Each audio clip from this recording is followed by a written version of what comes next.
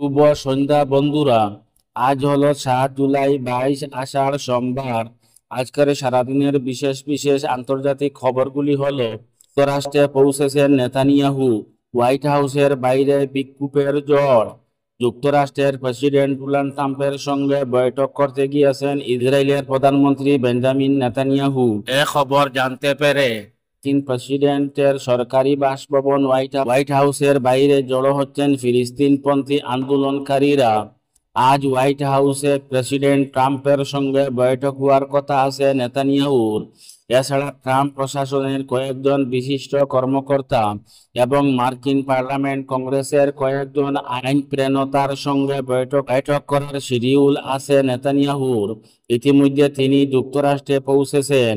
একাধিক সংবাদ মাধ্যমের বরাতে জানা গেছে, গাজায় ইসরায়েলের সামরিক অভিযান বন্ধ ও স্বাধীন ফিলিস্তিন গঠনের দাবি সম্বলিত পতাকা, ব্যানার, প্লেকার্ড, ফেস্টুন নিয়ে গতকাল থেকেই হোয়াইট হাউসের সামনে জড়ো হয়েছিলেন আন্দোলনকারীরা। অনেকের হাতে নেতানিয়াহুকে গ্রেপ্তারের দাবি সম্বলিত ব্যানার, প্লে দেখা গেছে। ইসরায়েলের প্রধানমন্ত্রীর কুশপুতুলও দেখা গেছে অনেকের হাতে। American Muslim for Palestine AMP সহ বেশ কয়েকটি ফিলিস্তিনপন্থী মার্কিন সংগঠনের ডাকে এসেছেন এই আন্দোলনকারীরা। এএমপির এক মুখপাত্র জানিয়েছেন, নেতানিয়াহুকে নিন্দা জানিয়ে আজ সোমবার সংবাদ সম্মেলন করবেন তারা। আরেক মুখপাত্র বলেন, তাদের প্রধান দাবি দুটি: গাজা ইসরায়েলি বাহিনীর সামরিক অভিযান বন্ধ করা এবং যতদিন অভিযান চলবে ততদিন ইসরায়েলকে সব ধরনের মার্কিন সহায়তা প্রদান বন্ধ রাখা। গাজার খাদ্য ব্যবস্থা সম্পূর্ণ ভেঙে পড়েছে, বলল জাতিসংঘ। আজকে জাতিসংঘের মানবিক বিষয়ক সমন্বয় অফিস OCHA এক বিবৃতিতে ঘোষণা করেছে যে গাজা উপত্যকার খাদ্য ব্যবস্থা সম্পূর্ণরূপে ভেঙে পড়েছে। গাজায় দুর্ভিক্ষের নেই সীমা। অফিসটি বিবেচনা করে বলল যে গাজায় সাহায্য পৌঁছাতে বাধা দেওয়ার অর্থ হলো আরো প্রাণহানি হোক। দক্ষিণ লেবাননে ইসরায়েলি বিমান হামলায় এক শিশু সহ 10 জন আহত, বলল লেবাননের স্বাস্থ্য মন্ত্রণালয়।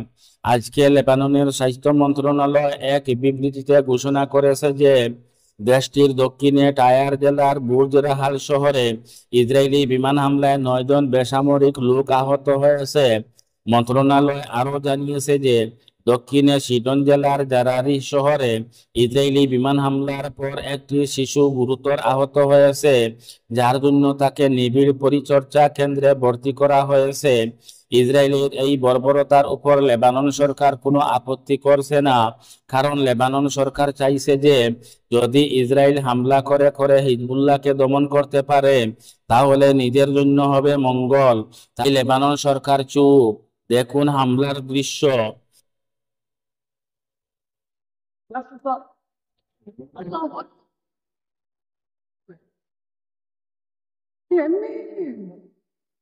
ইরাকে মিথেন গ্যাস আক্রান্ত হয়ে তুরস্কের 12 সৈন্য নিহত। ইরাকের উত্তরাঞ্চলে একটি গুহায় তল্লাশি অভিযান চালানোর সময় মিথেন গ্যাস আক্রান্ত হয়ে তুরস্কের অন্তত 12 সৈন্য নিহত হয়েছেন। আজকে তুরস্কের প্রতিরক্ষা মন্ত্রণালয় এক বিবৃতিতে এ তথ্য জানানো হয়েছে।